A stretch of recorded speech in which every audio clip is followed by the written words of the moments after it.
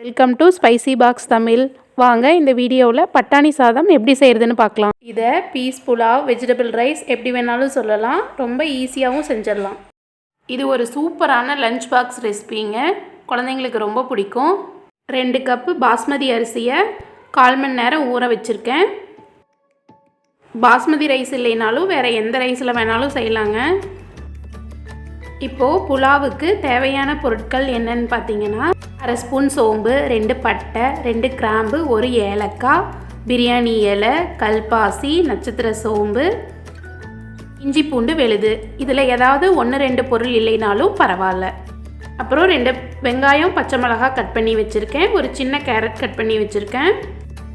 பட்டாணி புலாவுங்கிறதுனால பட்டாணி கொஞ்சம் ஜாஸ்தியாக எடுத்துருக்கேன். ஃப்ரெஷ்ஷான பட்டாணி இது. அப்புறம் கொஞ்சம் கொத்தமல்லி இலை, கொஞ்சம் புதினா எடுத்திருக்கேன். ஃபஸ்ட்டு ஒரு குக்கரில் 2 ஸ்பூன் நெய் சேர்த்துக்கலாம். அப்புறம் ஆயில் 2 ஸ்பூன் சேர்த்துக்கலாம்.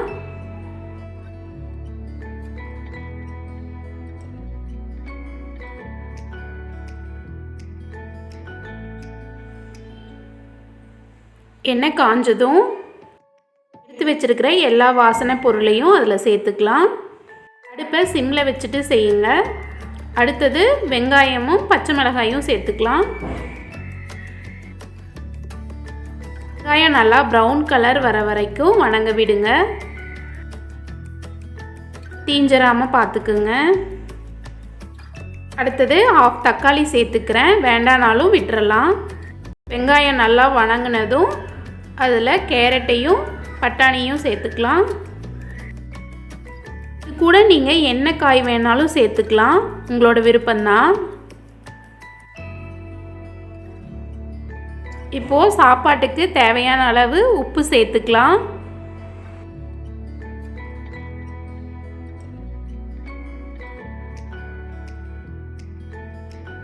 இப்போது எடுத்து வச்சிருக்கிற ரைஸை மட்டும் சேர்த்துக்கலாம், தண்ணி வேண்டாம்.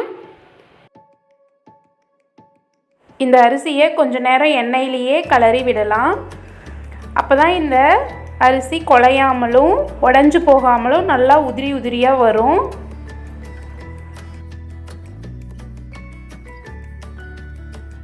புலாவுக்கு எப்பவுமே சாதம் உதிரி உதிரியாக இருந்தால் தான் நல்லாயிருக்கும்.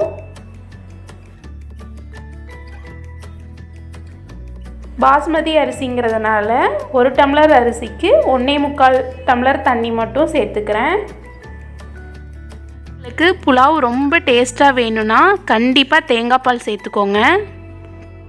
இது ஒரு நல்ல டிப்புங்க. உங்களுக்கு தேங்காய் பால் சேர்த்தும்போது நீங்கள் எப்பவுமே அரிசிக்கு சேர்த்துற தண்ணியோட அளவுலேருந்து கொஞ்சம் கம்மி பண்ணிவிட்டு சேர்த்திக்கோங்க. கடைசியாக கொத்தமல்லி புதினா தூவி குக்கரை மூடி வச்சிடலாம். உப்பு கரெக்டாக இருக்கான்னு பார்த்துக்கோங்க.